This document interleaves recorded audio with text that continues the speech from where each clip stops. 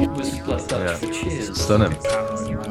Lovely. Hello and welcome to Beyond Binary Thinking. We are back after a year hiatus. I had a very interesting chat with my good mate Robin Marzipan, a very smart young fella and comedian, and so I thought we'd have an episode. So yeah, the premise of Beyond Binary Thinking is trying to capture conversation, dialogue beyond the traditional binary polemic of us versus them, left versus right, and land on hopefully something more interesting, not just like boring milk toast middle centrist bullshit. But actually like a third way and like a new way of thinking. So Robin, welcome. Thank you so much for joining us, mate. Thanks for having me. Listened to a few episodes and yeah, it should be good to stir the pot, ruffle some feathers and see what comes up. You know? Yeah, what are we talking about today, fella? Well, so the conversation that we had that sort of spurred us on to do this was about comedians being mental, eh? Why comedians being mental? We're off to a good start. Yeah, which is I think the politically correct term. I'm sure. Why they do comedy as a way to sort of ease their mental state. So we'll talk about mental health, but then also like neurospiciness, neurodivergence, and how it intersects with comedy. So let's start with what's wrong with us and why we do comedy, I suppose, is as good a point as any to kick off. So I am probably on the ADHD spectrum, never diagnosed. I joke that I don't have autism because I've taken a few of my friends' autism medication and it did not make me be able to focus and normal. So something else is wrong with me, clearly. That's a proper like British teenager way of finding out what mental illnesses you've got, is you just take everyone else's drugs. Yeah, everyone hands their drugs to the left and sees how they react. All of myself included, and all of my mates who have got like ADHD, 'cause, you can't get really diagnosed for that post being like 10 years old. Because the waiting list is so long, right? So unless you go private, which isn't officially recognised anymore anyway, you can't really get a diagnosis unless you wait fucking however long or you get lucky. All of my friends who are 100% spiced to fuck, they all found out they had ADHD because they took cocaine and they were like, meh. I didn't really do anything, and it just sort of chill. It's the same for me. Cocaine and coffee, it just fucking mellows me out, man. Yep. That's one of the symptoms I read where I was like, oh yeah, I just thought there was no coke dose strong enough in the world for this giant nose, but apparently that's not the problem. The other one I read was being able to work better on some tasks with a hangover. Because you get tunnel vision, and I was like, oh fuck me, that's me. And I've even been self-medicating, where if I have an important piece of editing to do, I'll like have an extra couple of drinks because I'm like, I do not want to do this if I'm sober tomorrow morning. Yeah, I mean that's it. I think all of those things, we are essentially just finding a way of making whatever's going on in our bodies a bit more easy to manage, or just more. Well, it's like what you said in our last conversation. All of these ideas of mental illnesses and stuff, and neurospiciness. It's all just sort of in relation to how does it affect your performance at work? How does it stop you from making money for the machine? So much of the psychological handbook, the DCI, whatever it's called, is about being a productive member of society. And I remember reading that like a major problem with ADHD is it makes you like inattentive at work and a bad employee. And having been quite successful as an entrepreneur, I'm like, well, I'm kind of glad then I didn't get my ADHD treated. And it made me a better like cog in the machine. Fucking hell. I think it's obviously for some people it's definitely benefits them to get medication and stuff, but I also know people who didn't get a diagnosis till later in life, and so they didn't medicate, and they fucking thrived as a result of finding the ways in themselves to deal with it. And also, it gives you a lot of personality benefit as well. Like you say, it gives you a lot of sort of unfiltered creative energy and belief. So if you can fucking run with it, fantastic. I'm not being an old man who's like, oh no, railing against all these diagnoses and stuff. That's not my premise.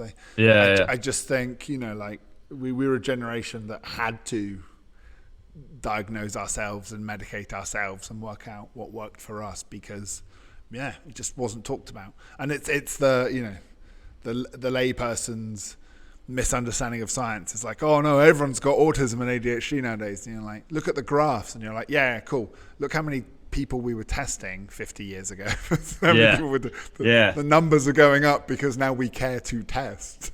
Yeah, 100%. There's a TikTok trend now, which is it'll be like in quotes, it'll be we didn't have autism back in my day, and then it'll be someone doing an impression of their grandma and just like the weird fucking autistic shit that your grandparents would say that people were just like, oh, it's because they're old, but it's like, no, they were like that when they were 20.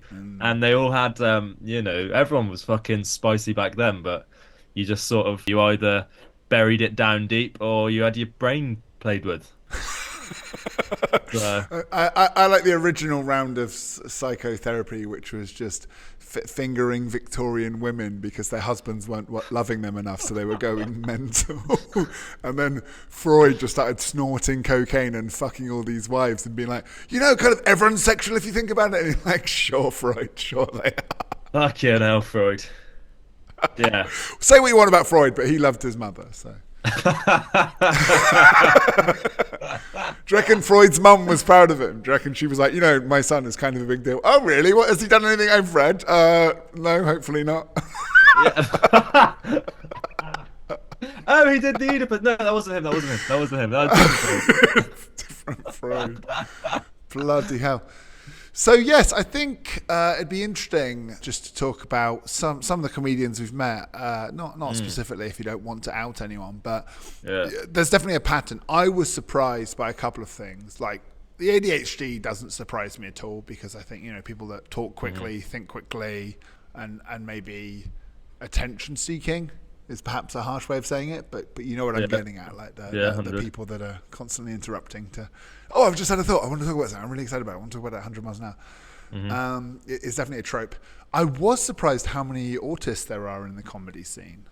I'm not that surprised, I'm not gonna lie. Only because I feel like it's a kind of like nowadays there's nothing cool on the outside about doing comedy, if you know what I mean.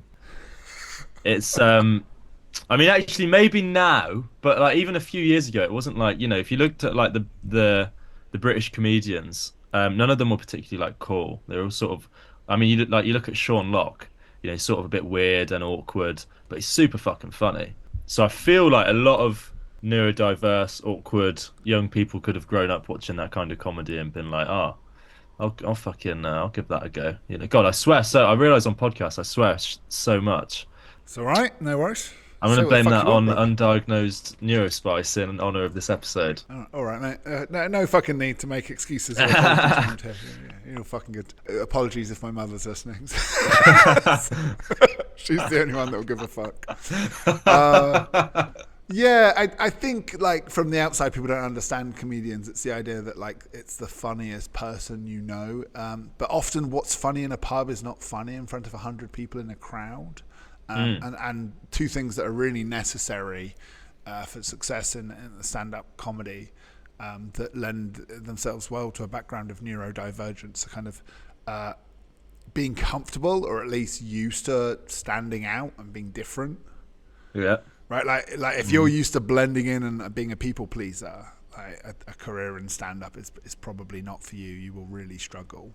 Yeah. Because if the audience can sense that neediness or that fear, you're so done. Yeah. And the other thing I'd say is like you need a different perspective, right? Yeah. So if not like a unique perspective, like you think about it from a different way, that you can make the familiar strange or the strange familiar. And so I can see very much why like someone with on the autistic spectrum has the advantage of being able to see the world through different eyes, and them describing it to us as like, oh wow, I've never thought about things like that. And so I can see how it lends itself to comedy writing. And then as for the first point, I can see how it lends itself to I will stand on stage and everyone's staring at me, but they have my whole life, so whatever. Yeah, 100. I think you'd struggle to do comedy if it was your first time feeling like everyone was looking at you and you didn't know what the fuck to do. Do you know what I mean? You have to you have to know how to traverse those fields in order to not just fucking have a mental breakdown. It's like when people say, when you tell someone you do comedy and they're like, oh, how can you do that? I could never, and all of that stuff. And it's like, well, a lot of people I think go into comedy because they just feel like you say, they feel like that anyway. don't they? They feel like, Yeah. you know, they go into the pub, can't help but be a bit loud, or if they're not loud, they're awkward, they're clumsy, whatever it might be. You know, they're dropping pints, they're fucking bumping into people and stuff. People are looking at them anyway. Do you know what I mean? Well, like And me, yeah, me being nearly 7 foot tall, I always said like, hiding away as a personality choice was never an option for me. yeah, yeah, I'm here. 100%. And that's obviously lended itself well to being able to get on stage, you know. And also because of that, when you go on stage, there's already this sort of acceptance from the audience of like, this guy is here to be looked at, if you know what I mean. You know? Like Gawped so at. you're sort of like the Plymouth Elephant Man, you know? Oh, thanks, man. That's lovely. The other thing I think is that like does neurodivergence lend itself to people having weird and interesting life experiences? It's not like directly paths you towards the comedy stage, but you're just in an odd situation enough, right? Like Yeah. I've found, and I always used to think it was normal. Just you only live once. Let's fucking go for it. I'm out in Yeah. Thailand. Some ladyboy goes, "Hey, want to come back to mine? Like, and we can do crack for free." I'm like, "Yes." And for me, that's like, yeah, let's And roll you the dice. Let's and go. you thought she meant the drug crack. And you, Yeah, disappointing, really.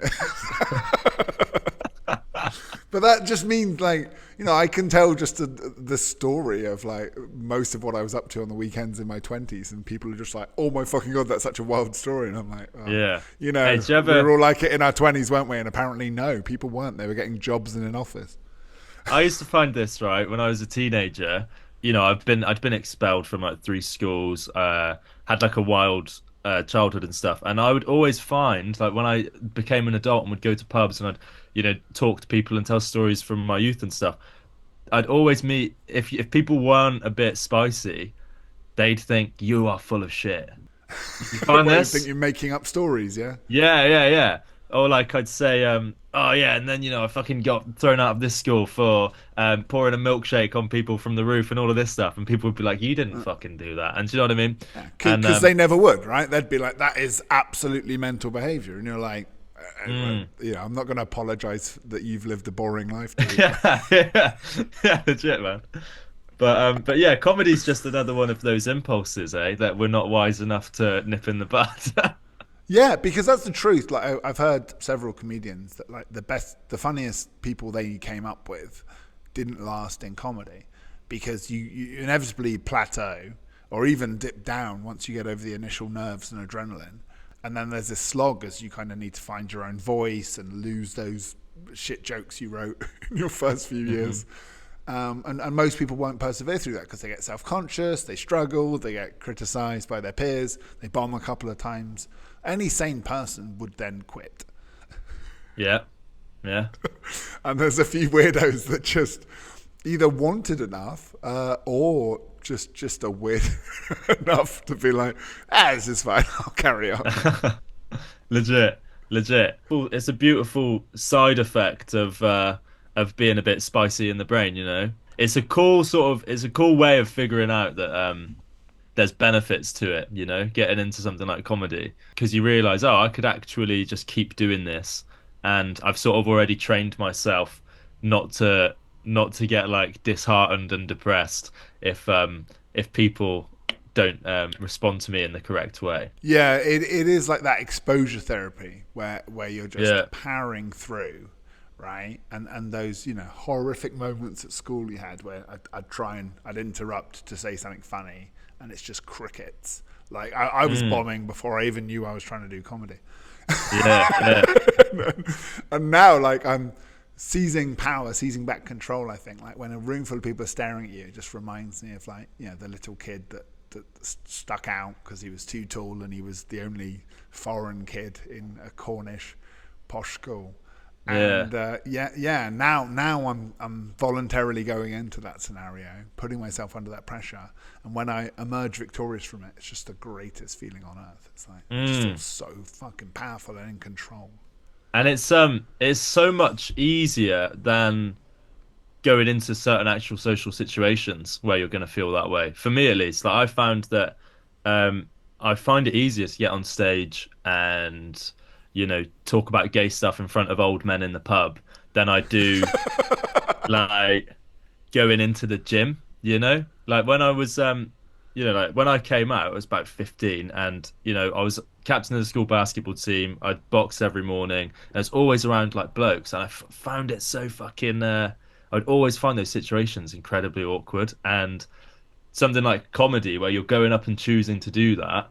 For whatever reason, that to me is so much easier because it's almost like you're simulating life in a way, in some sort of weird, fucked up way. And that to me is actually a lot easier than actually doing it in real life, because you've got like the veil of this is something separate from reality when you're on stage. When Yeah. you're just in the pub or in the gym and you're actually interacting with people, it's like as soon as you're goofy, you're fucking you're now judged in the special book, you know?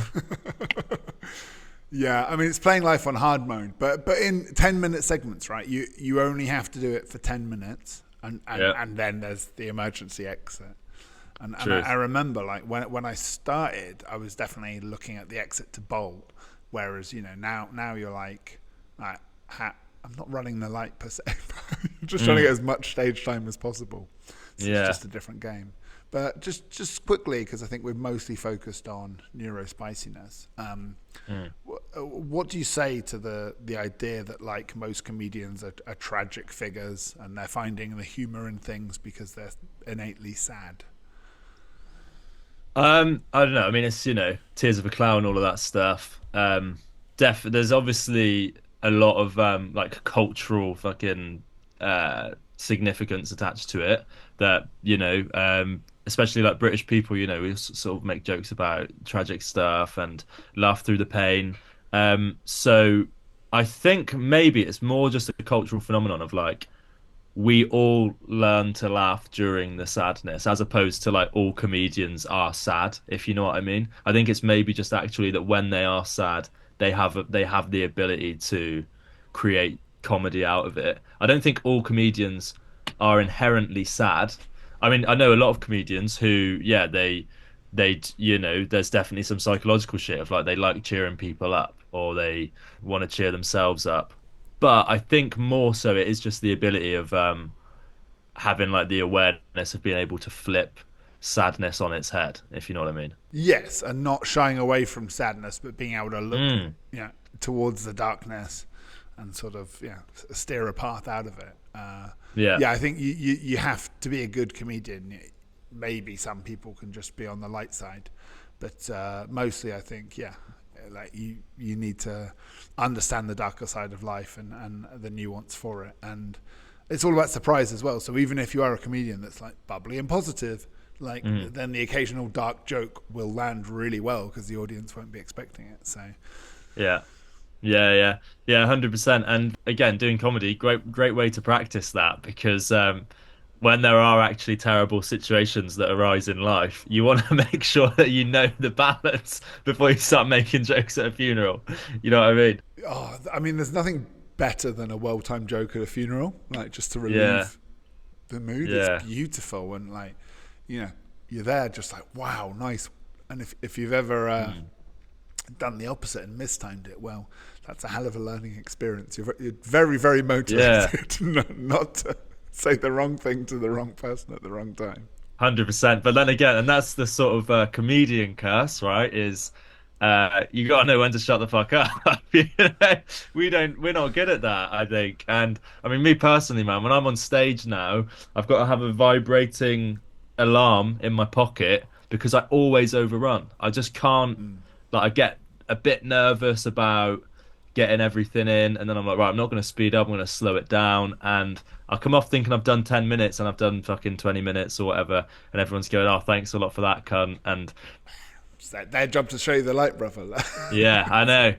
I mean, I did a eulogy a couple of weeks ago at my friend's funeral, Did you run and the light at I someone's didn't run the funeral? light. This is Thankfully, it was the only service of the day because it was in this sort of nature reserve, like natural burial place. So it wasn't sort of Oh, beautiful. overrun. It was nice, we got there at 12. We could stay there all day, basically. So it was like, and no one else was talking. So it was like, right, you just do your thing, basically. But then the problem with that is like, okay, well, I actually need to make sure I'm telling myself, right, get it done and shut the fuck up. Don't like go and just, there are a couple of jokes in there and they were not fucking too heavy. And I just was like, right, that's done. But then, they're lowering him in and into the ground, and I've got to stop myself going, no, can't park there, mate. I'm like, right, slow the fuck down now. All right, don't go overboard here. You just need to find the one comedian at the back and whisper it to them, right? Because that's what I love about comedians is you can get away with anything. That they're a proper comedian, especially if it's an aside, like in at an open mic or whatever. Everything's open, and I do forget sometimes if I'm hanging around in mixed companies. I have started to think of non-comedians as civilians and have to Muggles. police what I say around them. Yeah. Do you think comedy then is a form of therapy? I don't know. I've only been in couples therapy. I've never unlocked my own Pandora's box. Yeah. No, I don't know. I mean, exposure therapy, like we said earlier, it's definitely that.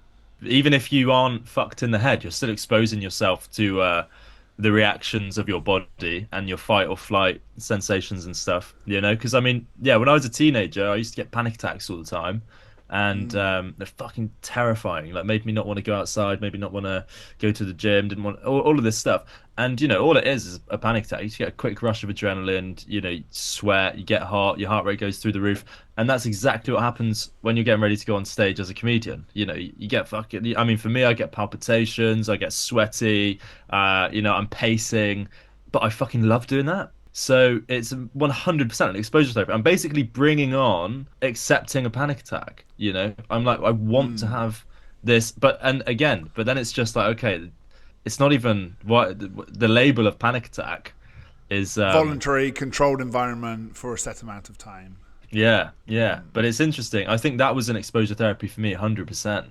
It definitely made me so much more confident in like the pub environment and stuff like that. I was innately less anxious after having had so many positive experiences in the pub, and that started out with me feeling like anxious as fuck. This is doing it in reverse. Start off anxious as fuck, and then doing a victory lap round the Yeah, pub with I mean, everyone. dude, the first gig I did was the most anxious I've ever been in my life because not only was it like, oh, I'm getting up on this fucking stage and it was packed out in the Bread and Roses, and also when I came in, the barman tried to kick me out because he'd had a fight with my twin brother a couple of weeks before. I had to convince. And you were there with the line, "No, that was my evil twin." Yeah.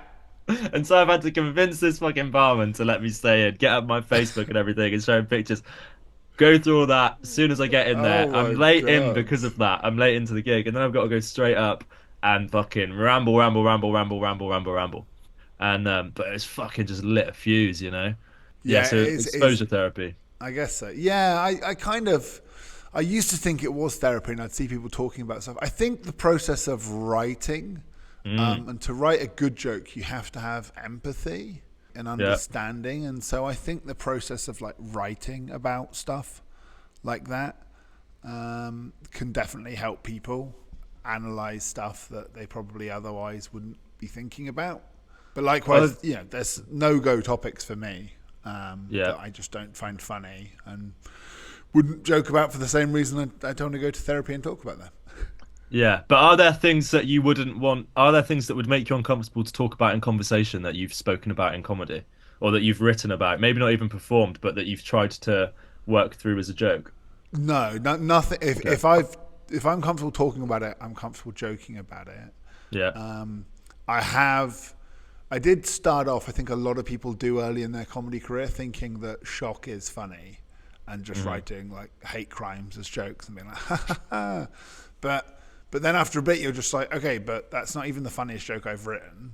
And I don't even care that half the audience hates me. I think like you should be good enough to accept that as an outcome if you're speaking your true voice and writing your true jokes. Because I don't mind it when my politics offends people. I'm like, well, fuck you and how you vote. That's fine. Yeah. and I do think my politics comes a bit from like my ADHD. There's like sensitivity to injustice, which again 100%. is a problem apparently according to the Diagnosis Manual of Psychiatry. But I think that's just called being a human being, and like, you shouldn't accept injustice in the world. Fuck it. 100%. Yeah, I would argue accepting the injustices in the world is a form of mass group delusion, but there you go. Yeah. There's an interesting psychological study, Yeah. and it's been backed up several times, which shows that people with depression are the most accurate at rating themselves on how they are at tasks. And everyone else, Okay. especially in the West at universities, if you ask a room full of people, are you above average or below average at this task? They rate themselves above average at almost everything. And almost Yeah. everyone does. And you're like, well, that's not how averages work. Like, you can't be above average at everything. Yeah. And there's an argument that maybe like just modern society is a group delusion. We're all just incredibly arrogant. And like a good comedian, it's not all types of comedy, but a lot of it is the ability to self-deprecate or at least see what's wrong with the human condition. Yeah. Right? Yeah. And so I'd argue in some cases that like comedians or a comedic perspective on the world, not necessarily just pro-comedians, but someone able to laugh at the sadness of the world and themselves, is kind of shining a light on this group delusion we have as a society. Yeah, true. Everything's fine. Everything's awesome. No, it's fucking not. Yeah. Like the world is on fire. Like things are Yeah. fucked. Everyone's depressed. Everything's getting shitter. There are people literally dying to build our iPhones. Like there's a fucking problem with the world.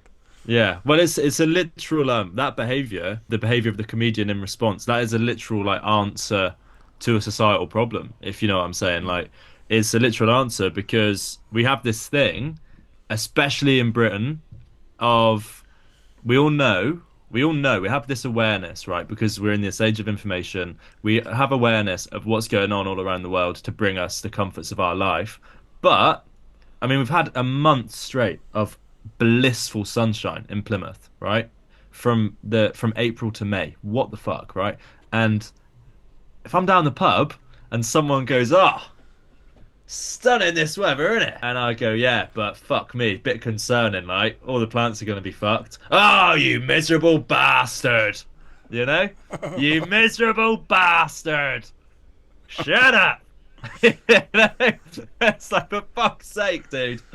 You know, so if you can joke about it and you go on stage and take the piss out of someone for having that response, they love that. Because you're making it that they can you can all talk about it without being fucking miserable. Because people don't want to be miserable, but there's a lot of misery in the world. So it's that thing of like, okay, how do you actually get people to talk about it?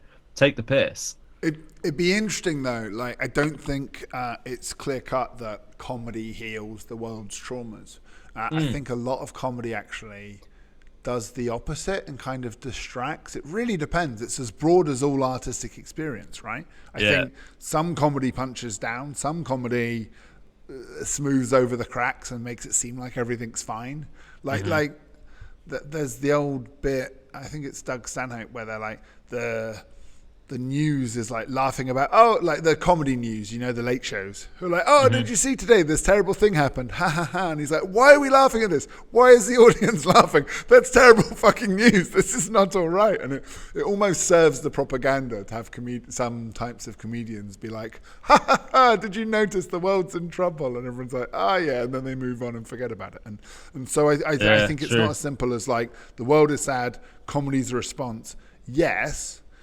But like you could have a bad therapist, like you can have a bad take as a comedian, and one response to that trauma is to say, okay, what the fuck, guys? Some comedians are trying to plant seeds and do an inception of like, yeah, we're laughing, but that's really fucked up, right? Have you thought about that?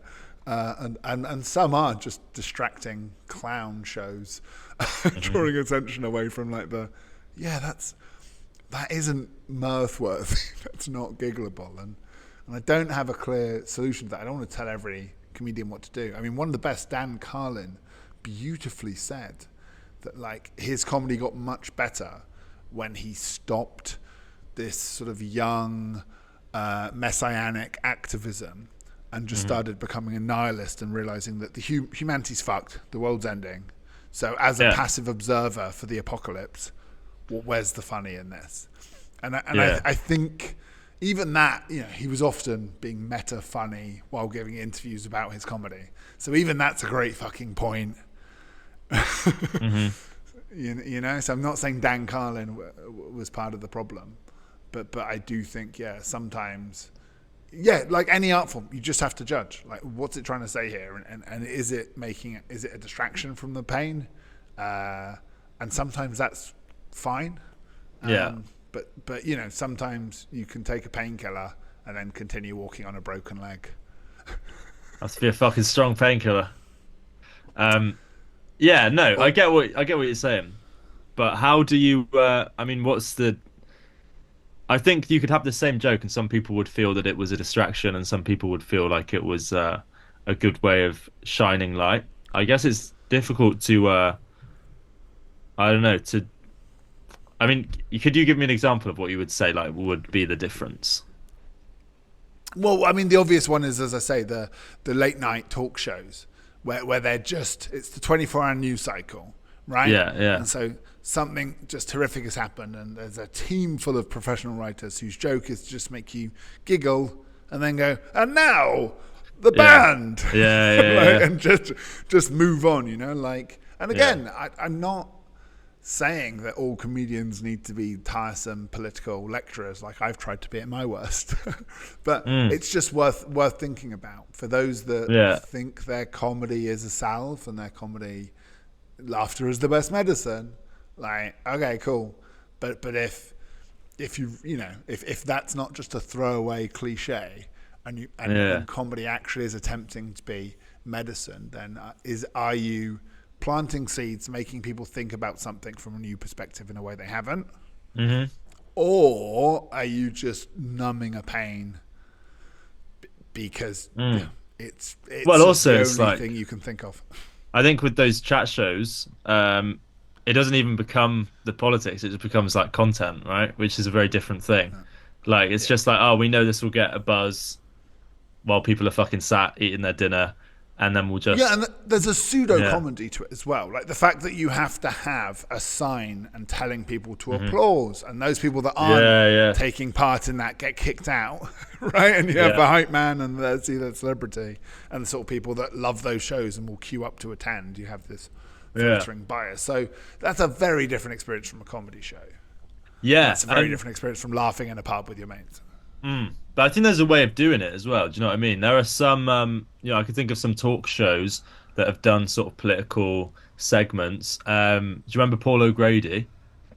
Yeah, yeah. Yeah, so back in the day, like 2010, Paul O'Grady had his like late night, well not late night, about 5 o'clock I think. It was like tea time. He'd have his chat show. And he'd have people on. I remember him doing this great bit where he just like got up and started doing like an old school sort of theatrical lament about the Tories and their tax cuts and how they were getting rid of benefits. And it was fucking great. And it wasn't like played for gags, it was just like, yeah, it's funny that he's up there dancing about, but also he's making like a great point that I think would have stuck where it stuck with me. I saw it when I was about, probably 8 years old. I just remember thinking, fuck, that's brilliant, you know? It could be a British bias that because he didn't have an American accent, I thought it was really good. But It depends. Like, I think Ali G at his best was highlighting how clueless the upper class TV talking heads were about race and class, so that they would believe that someone, a black Ute from Staines, would talk like that, right? And that they weren't in on the joke because they'd encountered so few people of colour that they just true, right took him seriously. And I think like that, but that's the height of Ali G, and at the bottom, it's worse than the people he's mocking. Yeah, so there's two sides to that, 100%. I think if you ask like a fucking a black person who came from like a really poor area in that time that tried to come up and was constantly faced by like privileged white Ali people G doing comparison, Ali G, that would be, you know,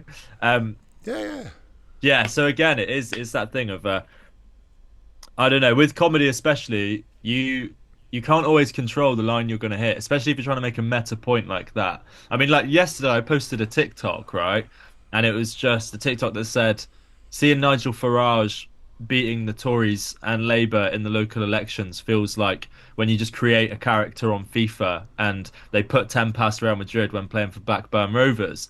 And that was just an observation Right. But then all of the comments are like, "Oh, get on boy, vote reform," and I'm like, "No, no, Yeah, I that goes wasn't." through the filter of people's own Yeah, perspectives and and so then I had to prejudice. And comment on it, and I'm like, "No, I wasn't making a fucking pro Farage. I'm not pro Farage. I fingered him for God's sake. I'm not. I'm not pro Farage.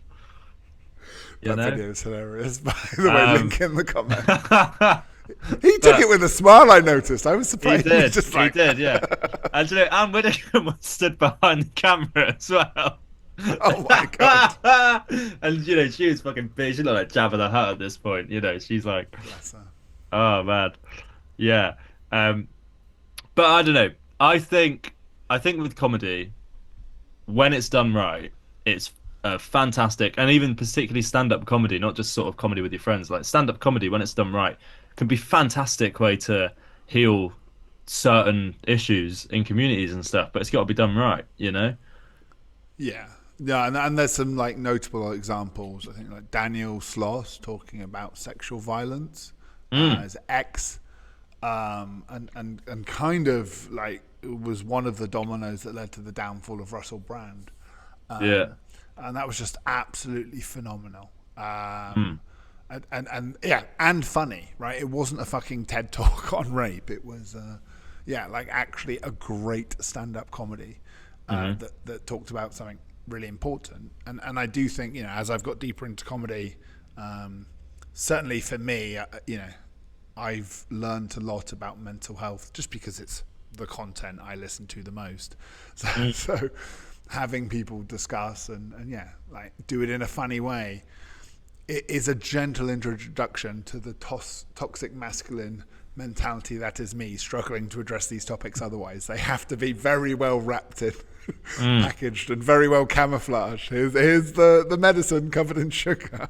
Yeah, I hear that. I hear that, man. It's yeah. I think that's the thing with comedy. We're all like, well, I think if you're doing like observational sort of political comedy, you are always going to be in some way, whether you're conscious of it or not, you're trying to sort of fix something, even if it's just scratching an itch for someone for 20 minutes. I think we're always with like while we're writing, trying to get something across, and whether you even realize it in the moment, maybe not, but that's sort of from observing my own comedy writing and performance. There's always something in there that's touching on something that's going on, whether it's in my own life or in Sure. the culture. You know what I'm saying? Yeah, and I think it's not just stand-up comedy as performed on stage. Like Mm, comedy is the release of tension. It's building tension and then releasing it. And yeah. because that's done in a group setting, you get these ripples of laughter, right? Mm, And so it's very normal if you're having an awkward conversation with your mate about something tough, right? yeah. Or one of these interventions where you're like, "Oh, I'm really sorry to hear, but have you considered maybe this relationship's fucking toxic and you're better out of it?" And that's a Yeah. good time to crack a joke to relieve that tension. And Yeah. so I True. do So. think like comedy it very often exists for a reason of this when we're dealing with difficult tasks or difficult topics. It is a relief, Mm, and it kind of combines people together and lets you know, like, I'm not being too serious. This isn't a court case. I'm not here to judge you. You're not on the stand. Like yeah. Yeah. we just care 100%. about you, mate. I mean, because that's the power of it as well. Like, if you do make a joke in those situations, you're immediately telling someone like, "I'm not on a high horse over you right now. I'm not, yeah, like you say, I'm not a judge. I'm on your level. I'm trying to get something across. Like you say, for example, an intervention. Like, you know, um, I've seen sort of interventions amongst friends and stuff, and it's got to be the right lad to make the statement. Do you know what I mean? It's Yeah. got to be someone who's emotionally intelligent enough to take the piss out of them without just going straight in and going, "Listen here, you fucking piece of shit. You need to fucking sort your shit out and fucking blah blah blah." You do have to sort of take the piss to be able to get the guard down a bit. We're all defensive creatures, man. We're all so defensive, whether we like it or not. Um, if I'm not we're in, defensive. I'm not offensive. Who are you fucking talking about? If I mean, at the end of the day, if you got to have an intervention with someone about anything, they're going to be defensive about it, or else the intervention wouldn't be needed, right? Yeah, yeah. I think comedy is just the most beautiful thing in that regard. how do we bring it back to being neurospicy? I don't know. Thank God we're neurospicy and able to do that. Yeah, and I'm just glad that I found comedy because I'm now surrounded by just a group of broken toys that have been through some Hmm. weird and fucked up shit. And although they don't make me feel normal, in quotes, and I'd never want to be normal, they make me feel seen and Mm. accepted. That has been really important. And I got Hmm. into comedy because I was going through some like tough times. Yeah, when you're then surrounded by non-civilians, right? People that you find out that there are people that have all been through a lot of shit and are able to come out of it. And that's the thing as Yeah, well. Like yeah, when you've yeah. got just a group of mates and someone's down, like if you're with a bunch of people who are living their like best lives and all happy, that's tough. That's a hard Mm. comparison to make. Whereas Yeah, if you're man. with people that have like seen some dark shit and come out the other side of it, those are some really good friends to have in your corner when you go through the rough stuff. Yeah, 100%. And that's definitely the benefit we've both got from being involved in local comedy, yeah. You Yeah, know. and I have heard like tales of comedians say that they're fans of like Jimmy Carr. I think talks about mental health a lot. His mother's depression and how that drove him to Mm. be very funny to kind of stir her out of it.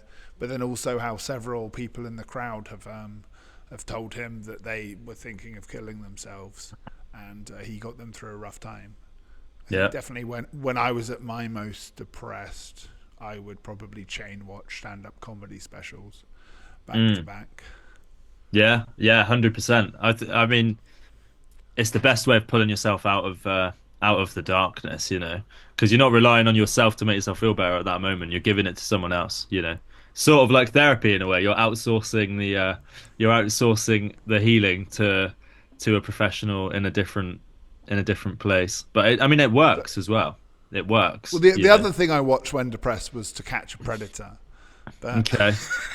that was for a different reason, I think, because when you're You were feeling trying down to, and judging yourself, yeah. You were trying to study their mistakes so that you didn't slip up. I'm with you. I didn't end up on the show. See, that's fucking dark humor, man.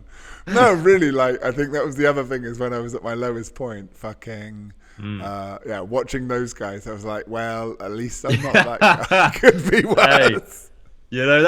people say comparison's the thief of joy. I think comparison is the birth of joy if you compare yourself to the right fucking people. You know what I mean? Yeah, yeah. It depends your point of reference, right? Yeah, Like, I'm better than Hitler. Like, maybe yeah, not as efficient. yeah. No, I don't have as many drugs, but I'm kinder than Hitler. Um, yeah, man. There's always like comedy can always be a light in people's dark moments. 100%. Like the best memories of my childhood are from watching comedy, and just fucking you let go, don't you? It's like with music, when you find a really good album and you just fucking get in the moment with it, and separates you from yourself for a short period of time. You know. Mate, I used to be so emotionally closed off that I would sometimes become obsessed with the song and get really emotional about a song. And I, like Hmm. the feedback loop got shorter and shorter, but it was only like it used to be like 6 months afterwards. I was like, oh, of course. While going through a breakup, I was obsessed with the song. Like, Yeah, don't think twice. Like, should know yeah, yeah, that, like, what my subconscious DJ was playing for me.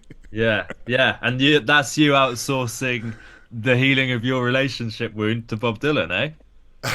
Yeah, just We all do that. That is a maybe an ADHD thing, maybe a man thing. That when we're going through a certain thing, we got to find a song that says that, so we don't have to say it. It's fucking I'm interesting. not crying. Celine Dion is. And I Yeah, just I'm not crying happen because of to this. I'm appreciate crying this because song. of Celine Dion. Yeah, Oh, fucking mate, hell, I man. cried at Babe the Pig once, and I was like, I think I have some issues with my father. The moment where he Damn, bro. turned to Babe and went, "That'll do, pig," and I was like, yeah, I may have some daddy issues. Yeah, What can I bro. I say? remember as a kid, and I tell jokes about Rugrats in Paris all the time because it's actually like, mate, one way to find out if someone has like issues with their parents. Ask them how they feel about Rugrats in Paris, right? Oh, is Because it? in the Oh Rug, my god. because in Rugrats in Paris, it's Chucky dealing with the death of his mother, Is right? that the Rorschach test of your generation? Is it? Yeah, man. Because I did it. Do you remember the Storytime gig in the Fortescue? And I told a little off the cuff joke about, oh, I have panic attacks watching Rugrats in Paris. And it got a massive thing from the crowd. And I'm like, whoa, there's some fucking mummy issues going on in here. This is Like, the thing. you know, because I just remember watching it as a kid and I've never seen the whole film. I've only ever gotten to the plane scene, which is like half an hour in. And I'm like, nah, there's a song all about his mother dying and stuff. And for me, it was like, nah, I can't do that. You know what I mean? Right. Robin Marshall, you've been amazing. I've got a Ah, bunch of noisy cunts coming in, which isn't conducive to finishing off shit, the why do we podcast, have to so- end on fucking Rugrats in Paris? That's savage. well, why not? Why not? Let's end on where people can find you if they love you, because you're obviously a smart young man. Yeah. Lots of fun things to say. Yeah, Instagram, Robin Marzipan Comedy, TikTok, Robin Marzipan Comedy. Gosh. Robin, you've been great. Let's do it again sometime. Thank you so much. Yeah, all the love, bro. Take it easy. Thanks for Cheers, that. fella. Take care. Send me your recording and I'll do some cool outro music. Oh, can I have your music as the outro music? The world is changing, the world is ancient. Everything that's ever been something has once been vacant and will be again. Man-made trends, insulated dens. Won't survive, this is a time like Weinstein in his prime. Everything to be cut down, but we're clowns who think we're immortal. There ain't no portal to escape death. You see the building unrest, cause the world we live in is nothing but tests. No authority, no synchronology. A land that's stolen through belief for property. Handed lies, a man-made monopoly, cause we're not taught how to use thought properly. So I'm trying to carve swords from the bars that I sport and break through the boards of the guys on top of me. Still I feel this weight on my shoulders. I don't just break through boundaries, I then turn around and host to the boulders, just for proof that I'm moving forward. I won't stop when the night gets cold. In the grand scheme of things, my life has a worth, and I put in the work when I'm making the rhyme, so I make good time when I lay in the hearse. My philosophy, older than me, carried on the breeze through history, move through bombs over the sea, expands in time like swollen feet, brought to me through my ancestry. Things I believe, blood that I bleed, bones in my knees and the veins of my sleeve. It's time to roots in my family tree, and fuck my family's beliefs, cause in my mind they still can be. So no matter how mental it be, I still hold on to my mentality. And mistakes of my father I learned from, cause the paths I tread the ones he stepped on, and he slipped up, maybe dead wrong, but I'll grow into that lesson, and the branch in my heart will get strong. And I'll feel that protection when I'm crafting my next start, and the bars to my next song. And I should love you for who you are, for you've been scarred, I've been scarred, and the memories are hard one, and I'm memory card till I find a bit land, and I'm done with the bars, and then I recharge. Hence why I present a facade like a heavenly god with a flaming sword, aiming toward myself, cause I'm so scared of my thoughts breaking out of my fortress. And I tried to talk, bury them down, hope they'll never be found, but they're stronger in storage. Can't clip a bird's wing when he's soaring, cause the scene is like a climbing from a great man playpen. I'm rhyming about our lives as a means to paint, invent and invent pain, erasement, inflating the tunes like party balloons. And I move to the blues, Tom Cruise in an air vent, you wonder where the stairs went. Elevate above gatekeepers who play Jesus and make grievances, ignore the evilness and all the feebleness. I'm gonna bring some speakers down where the demons live. We play some beats and spit to free the kids, expel the dark and then keep it lit. Ever see passion when somebody's rapping, and every bar that they spit you can feel in your heart and get feverish, and feel so lucky you could even be a witness. Igniting a light before I the fire, enlightened by my brother's desires. These other empires burn out like some tires, even if I'm tired. The engine is heaven sent blinded by my mother's intelligence, giving my time to all my forever friends, for everyone in my life that had helped me when I thought the hem of my body could never mend.